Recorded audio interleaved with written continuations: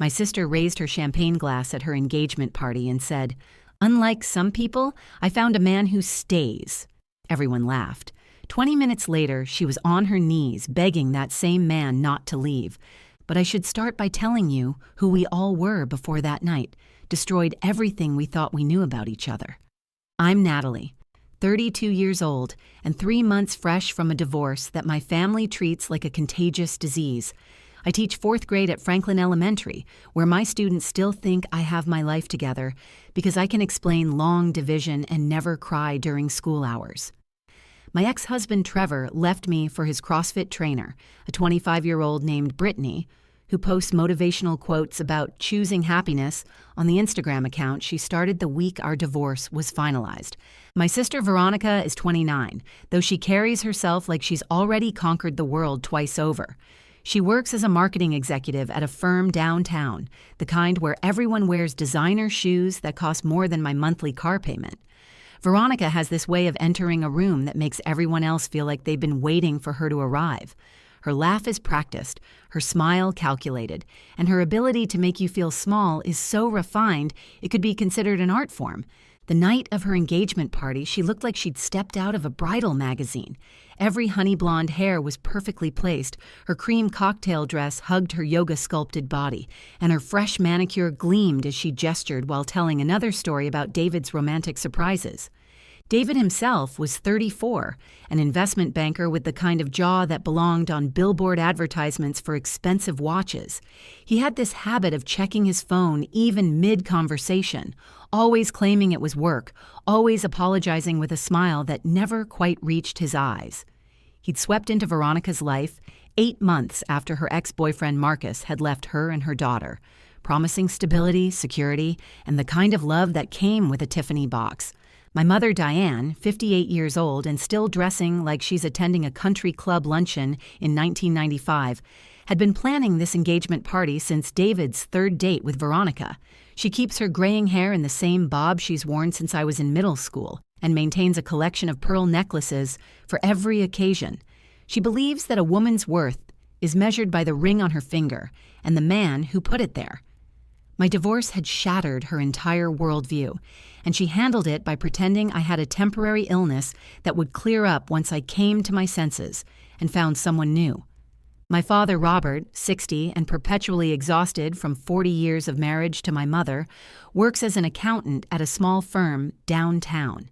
He communicates primarily through shoulder pats and meaningful glances, having learned long ago that actual words just lead to arguments he won't win. That night, he wore the same navy suit he'd worn to every family event for the past 5 years, standing slightly behind my mother like a shadow that had accepted its place. The wild card of the evening was Penny, my 7-year-old niece, Veronica's daughter from her relationship with Marcus. Penny has these enormous brown eyes that miss nothing and a habit of saying exactly what she observes, unfiltered by social graces. She wore a pink tulle dress that night that made her look like a tiny wedding cake, running between tables with the kind of energy that only children who've had too much cake possess.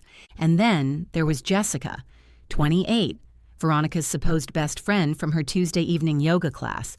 She had this way of laughing just a second too long at David's jokes, touching his arm when she talked to him, always finding reasons to stand just a little too close. Her red dress that night was just inappropriate enough to make the older guests whisper, but not quite scandalous enough for Veronica to say anything without looking jealous. The Riverside Country Club had been transformed into what my mother called an elegant paradise, with gold and white everything, fresh peonies flown in from somewhere expensive, and enough champagne to fill a swimming pool. A string quartet played in the corner while guests in cocktail attire mingled, everyone pretending this was a casual get-together and not a carefully orchestrated performance of family perfection. I should have known something would go wrong when Penny tugged on my dress during cocktail hour and whispered, "Aunt Natalie, why does everyone look so fake happy?" Even a 7-year-old could see what the adults were trying so hard to ignore. The perfect engagement party was just a house of cards, and one innocent question from a child would be all it took to bring it crashing down. The morning of Veronica's engagement party, I woke up in my 1-bedroom apartment to 3 missed calls from my mother and a text that read, Remember, navy dress, modest jewelry, and please do something with your hair. I stood in front of my closet, staring at the dress I'd bought specifically for this occasion. It was conservative enough to meet my mother's approval, expensive enough that I'd eaten ramen for 2 weeks to afford it, and boring enough to ensure I'd blend into the background exactly as Veronica wanted. The invitation had been very specific about the dress code, though mine had come with an additional handwritten note from my sister. Let's keep things elegant and understated. Translation: Don't embarrass me in front of David's family. My phone rang while I was attempting to curl my hair into something that resembled the tutorial I'd watched on YouTube. Veronica's name flashed on the screen. "Natalie, you're coming, right?" Her voice had that edge of panic she got when she couldn't control every variable. "Yes, I'm coming. I RSVP'd 2 weeks ago." "I know, I just wanted to make sure. David's parents will be there and his business partners. This needs to be perfect. You understand, right? No mentions of Trevor, no crying, no drinking too much wine and getting philosophical about love." "That was one time, Veronica." It was at David's birthday dinner. His boss was there. I bit back the response that David's boss had actually been very interested in my philosophical discussion about how modern relationships were built on Instagram filters and false expectations. Instead, I said what she wanted to hear. "I'll be the perfect guest." "Good. And Natalie? Please don't make this about you. This is my day, and David's family needs to see that we come from good stock." Good stock, like we were show dogs being evaluated for breeding potential. The drive to the Riverside Country Club took 45 minutes, though it felt longer with my parents in the car.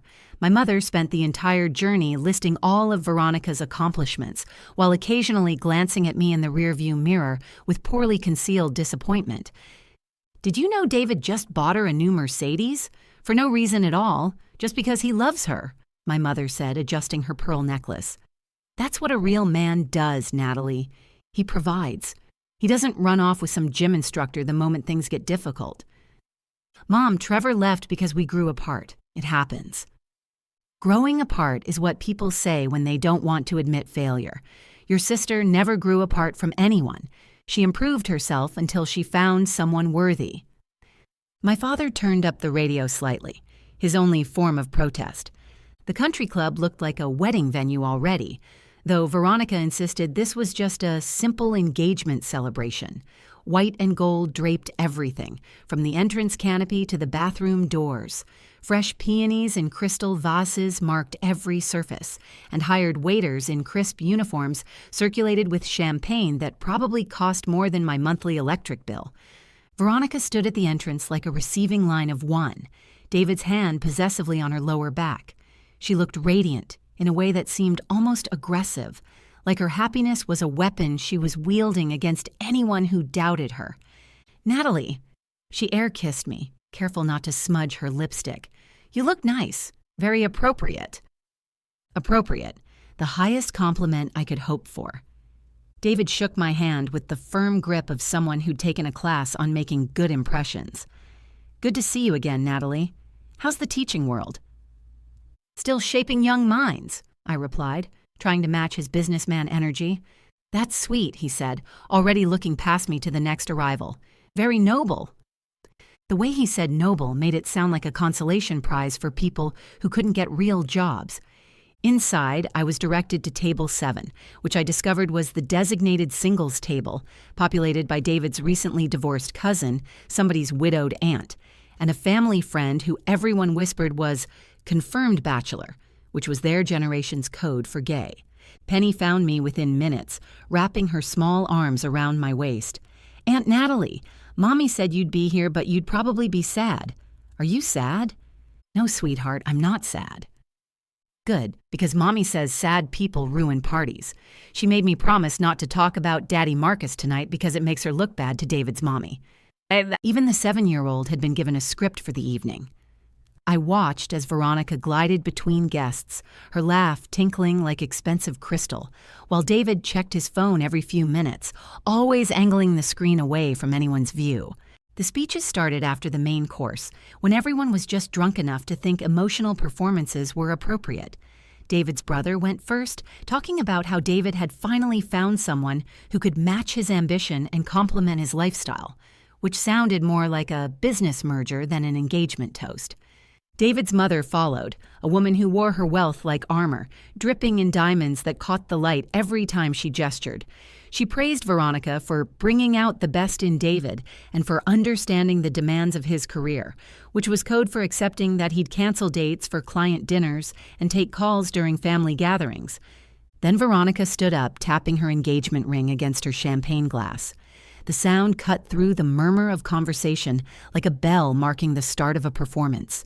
She waited until every eye was on her, savoring the attention the way others might savor expensive wine.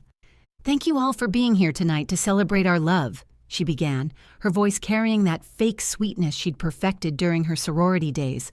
"When Marcus left me 2 years ago, I thought my life was over. A single mother at 27, I thought I'd never find real love again." She paused for dramatic effect, and several guests made sympathetic noises.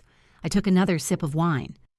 But then David came into my life, and he showed me what real commitment looks like. He showed me that a real man doesn't run when things get complicated. He doesn't make excuses about needing to find himself or growing in different directions.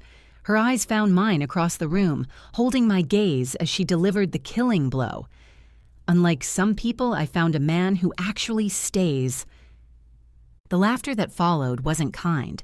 It was the uncomfortable titter of people who recognized public humiliation when they saw it, but were too polite to not participate.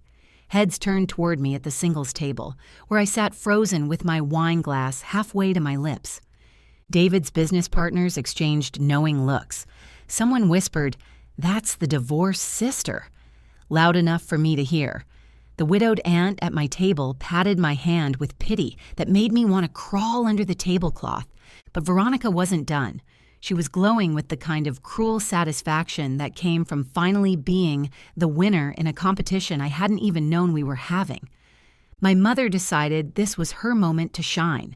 She stood up, swaying slightly from her fourth glass of champagne, her pearls catching the light as she raised her glass. "As a mother, nothing brings me more joy than seeing one of my daughters succeed in love," she announced, her voice carrying that particular tone of suburban passive aggression. "Veronica has always understood that relationships require effort, that you have to make yourself worthy of love. Of course, desperation makes women do foolish things, like settling for men who were never going to commit anyway, or pushing for things that weren't meant to be." She looked directly at me when she said it, her eyes holding that same disappointment I'd seen since the day I told her Trevor had moved out. But Veronica never settled. She improved herself. She made herself indispensable. And now look at her, glowing with the kind of happiness that comes from knowing you've won at life. Won at life, as if my divorce was a game I'd lost through poor strategy, rather than a marriage that had slowly suffocated both people trapped inside it. David stood to kiss Veronica, and the room erupted in applause. I excused myself from the table, my legs shaking as I walked toward the bathroom. Behind me, I heard David's cousin whisper to the widowed aunt, "Trevor was smart to get out when he did. Can you imagine being married to someone that bitter?" The bathroom was mercifully empty, except for Penny, who was struggling with her dress by the sink. "Aunt Natalie, my zipper's stuck. Can you help me?" I knelt beside her, working the zipper free while she chattered about the party. Mommy practiced her speech all week. She made me listen to it 12 times. She kept changing the part about you until she found the words that sounded the nicest but were actually the meanest. "What do you mean, sweetheart?" She said she wanted to hurt your feelings but make it look like an accident, like when Madison at school says my dress is interesting, but she really means it's ugly. 7 years old, and already fluent in the language of female cruelty. "But you know what's funny?" Penny continued, turning to face me. "Uncle David has secrets. He thinks nobody knows, but I know. I see his phone sometimes." "What kind of secrets?" "Messages from Mommy's friend, Jessica. She sends him pictures and calls him baby. Mommy doesn't know. Uncle David told me kids who tell tales don't get Christmas presents." The bathroom door opened and Jessica herself walked in, checking her reflection in the mirror, adjusting her cleavage in that red dress that suddenly made perfect sense. I stood in that bathroom watching Jessica reapply her lipstick while Penny tugged at my hand and felt something shift inside me. The careful control I'd maintained for 3 months since my divorce, the polite silence I'd wrapped around myself like armor, all of it cracked like ice under pressure. "Jessica," I said, my voice steadier than I felt, "enjoying the party?" She glanced at me through the mirror, her smile sharp as glass. "It's beautiful. Veronica's so lucky to have found David. Some women just have that ability to hold on to a good man." The dig was obvious, but what struck me was the way she said David's name, like she was tasting something sweet. Penny piped up, innocent and devastating. "Aunt Jessica, why do you send Uncle David pictures of yourself in your underwear?" Jessica's lipstick clattered into the sink. Her face went white, then red, then white again. "I don't know what you're talking about," she said, but her voice pitched too high and her hands shook as she grabbed her purse. "You do!" "I saw them on his phone. You had on the pink ones with the little bows. Uncle David said you looked like a snack. What does that mean?" Jessica fled the bathroom before Penny finished talking, leaving behind the echo of her heels clicking on marble and the heavy scent of her perfume. I walked back into the reception with Penny's hand in mine, my mind calculating possibilities like one of my 4th graders working through a word problem. I could let this play out naturally, let Veronica discover the truth months or years from now when it would hurt even more. I could confront David privately, give him the chance to come clean. Or I could do nothing, let my sister have her perfect evening, her perfect engagement, her perfect delusion. Then I saw Veronica holding court at the main table, surrounded by David's family, gesturing as she told another story about my failed marriage. "Poor Natalie," she was saying, loud enough for half the room to hear. "She tried so hard to make it work, but some women just aren't meant for family life. Trevor probably left because she couldn't give him children. She found out about her fertility issues right before he met Brittany, who's already pregnant. Can you believe it?" That was a lie. I'd never had fertility issues. Trevor and I had simply agreed we weren't ready for children, and then he'd decided he wasn't ready for me either.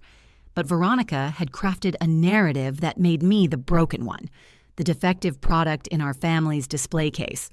My mother nodded along, adding, "We tried to warn her about marrying Trevor. He was obviously not committed from the start, but Natalie's always been stubborn, always thought she knew better." David sat beside Veronica, his hand on her thigh, his phone face down on the table. As I watched, it lit up with a notification. Even from across the room, I could see the preview, a heart emoji from someone saved as J. I made my decision. "Penny," I said quietly, bending down to her level, "you know how Mommy always says we should tell the truth?" She nodded solemnly. "Well, sometimes adults forget that rule. They keep secrets that hurt people. Do you think Mommy would want to know about Uncle David's messages? But he said I'd get in trouble if I told—" "Sweetheart, you won't get in trouble. Sometimes being brave means telling the truth even when someone tells you not to.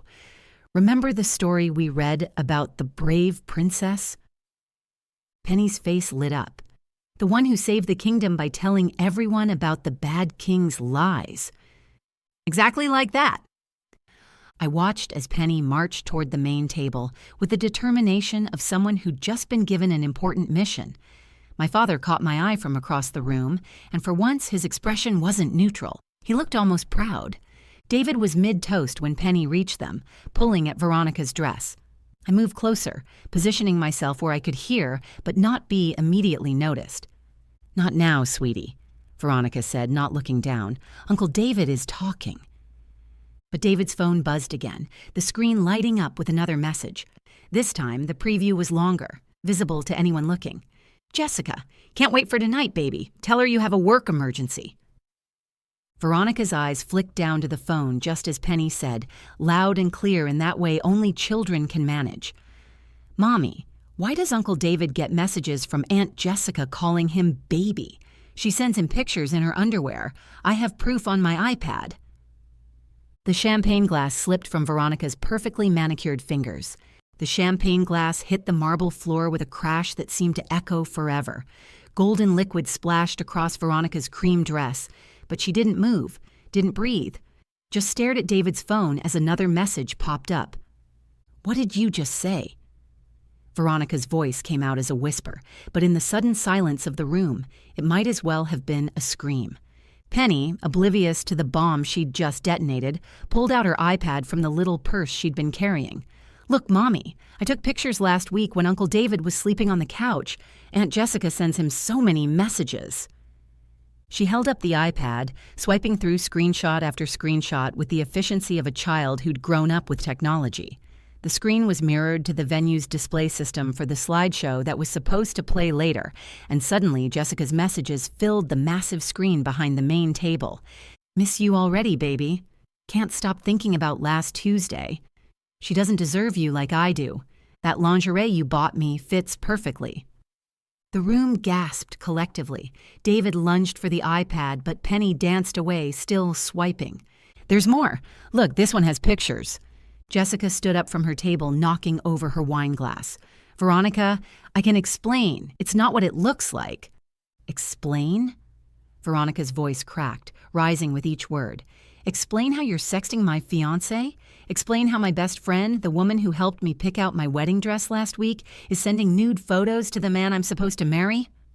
David tried to grab Veronica's hands, but she yanked them away. "Baby, listen to me. She came on to me. I was trying to find a way to tell you. I didn't want to ruin your friendship." "My friendship?" Veronica laughed, but it sounded like breaking glass. "You were worried about my friendship while you were sleeping with her?" "We never slept together," Jessica protested, mascara running down her cheeks. "It was just messages, just flirting." "Just flirting?" Veronica grabbed David's phone from the table, Face ID unlocking it immediately. She scrolled for 3 seconds before finding what she was looking for. "This message from 3 days ago where you describe exactly what you want to do to her in our bed, that's just flirting." David's mother stood up, her diamonds catching the light as she trembled with rage. "David Michael Harrison, tell me this is some kind of misunderstanding." "Mom, it's complicated. Veronica and I have been having problems." "Problems?" Veronica shrieked. "What problems? I gave you everything. I changed everything about myself for you. I lost 20 pounds. I learned about stocks and bonds. I pretended to like golf. I even told my daughter to call you Daddy." Penny started crying at the mention of her name, and I moved forward to pull her against me, shielding her from the destruction she'd inadvertently caused. My mother stood frozen, her perfect daughter's perfect party crumbling before her eyes. "Veronica, darling, let's discuss this privately. People are watching." "Let them watch." Veronica ripped off her engagement ring, the massive diamond David had presented just 2 months ago. "Let everyone see what happens when you trust the wrong person." She threw the ring at David with enough force that he had to duck. It skittered across the floor, stopping at Jessica's feet. 2 years, Veronica continued, her voice raw. 2 years I've been rebuilding after Marcus left. 2 years of therapy, of telling myself I was worth loving, of believing I could trust again.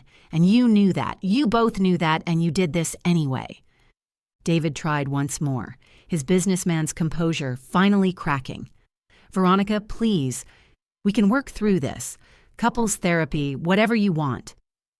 "Couples therapy?" She laughed again, hysterical now. "You want couples therapy while you're sexting my best friend? While you're planning to fake a work emergency tonight to go sleep with her?" The room was frozen, 200 guests watching the spectacular collapse of what was supposed to be a celebration of love. David's business partners were already backing toward the exits. His mother had sat back down, her face buried in her hands. Veronica turned to me then, her makeup destroyed, her perfect image shattered. "You knew, didn't you? You told Penny to do this. You couldn't stand that I was happy when you're so miserable." I met her gaze steadily. "Penny told me 5 minutes ago in the bathroom. I just suggested she share what she'd found with her mom, because unlike some people, I don't let my sister marry a cheater." The words hung in the air, an echo of her earlier cruelty transformed into something else entirely. Veronica's face crumpled completely, and she ran from the room, her designer heels clicking against marble, leaving behind a crowd of stunned guests and a wedding that would never happen. 3 weeks passed before Veronica showed up at my apartment door. It was a Thursday night, raining hard enough that she was soaked, despite the short walk from her car to my building. Her hair hung limp around her face, her designer coat was wrinkled, and she wasn't wearing any makeup. She looked more real than I'd seen her in years. "I brought wine," she said, holding up a bottle of the cheap rosé we used to drink in college before she decided she was too sophisticated for anything under $40. I stepped aside to let her in. She stood dripping in my entryway, looking around my small apartment, the one she'd called depressing just a month ago. "I like what you've done with the place," she said quietly. "It feels like you mean small and disappointing? I mean authentic, real. Nothing here is for show."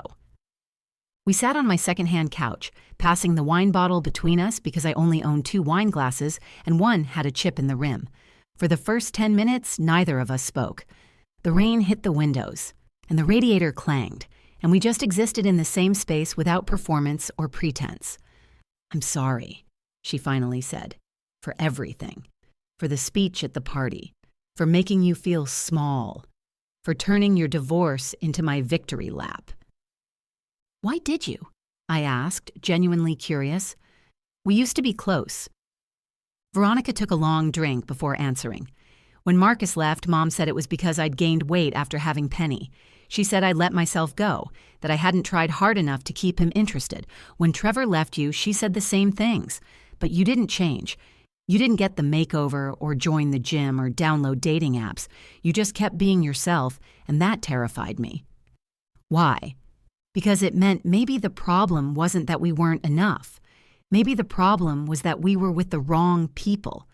And if that was true, then all the changes I made, all the ways I twisted myself into someone else, were for nothing." She started crying then, not the delicate tears she'd perfected for sympathy, but ugly, body-shaking sobs that came from somewhere deep. "You know what the worst part is?" she continued. "Jessica had been helping me plan the wedding. We went to cake tastings together. She helped me write my vows. She knew exactly how much I loved him, how scared I was of being alone again, and she did it anyway." "People show you who they are," I said, refilling her glass. "Trevor showed me he was a coward when things got tough. David showed you he was a cheater before you legally bound yourself to him. Jessica showed you she was never really your friend. That's actually a gift, even if it doesn't feel like one." Veronica laughed, bitter but real. "Mom hasn't spoken to me since the party. She's too embarrassed about what David's family thinks, what everyone thinks. The perfect daughter with the perfect engagement turned into a Jerry Springer episode. Welcome to the Disappointment Club. We meet on Thursdays, and yes, we drink cheap wine." That made her really laugh, the kind we used to share before everything became a competition. "Penny asks about you every day," she said. "She wants to know if she's in trouble for telling the truth." "What did you tell her?" "That her Aunt Natalie was right. Being brave means telling the truth even when someone tells you not to. She saved me from making the biggest mistake of my life." We talked until 3 a.m, sharing stories we'd been too proud to tell before. She admitted she'd been suspicious of David's late nights, but ignored her instincts because being chosen felt more important than being loved. I told her about the relief I'd felt when Trevor left, how I'd been drowning in a marriage that looked perfect from the outside but felt like a prison from within. 6 months later, at Penny's school play, we sat together in the front row. Penny played a brave princess who saved herself from the dragon, and when she delivered her self-written line, "No prince needed," the audience erupted in laughter and applause. Veronica squeezed my hand. "She gets that from her aunt." "She gets that from both of us," I corrected. "We just had to remember it." My mother sat 3 rows behind us, still clutching her pearls, still worried about appearances. But Veronica and I had learned something more valuable than her approval. Staying isn't always strength. Leaving isn't always weakness. And sometimes the best gift you can give someone is the truth, even when it shatters everything they thought they wanted. The real celebration wasn't finding the right man. It was finding ourselves. If you enjoyed this story, please give it a like and share it with someone who needs to hear that their worth isn't determined by their relationship status. Drop a comment below about a time when the truth, however painful, turned out to be a gift. And don't forget to subscribe to the channel for more stories about resilience, redemption, and the complicated beauty of family relationships.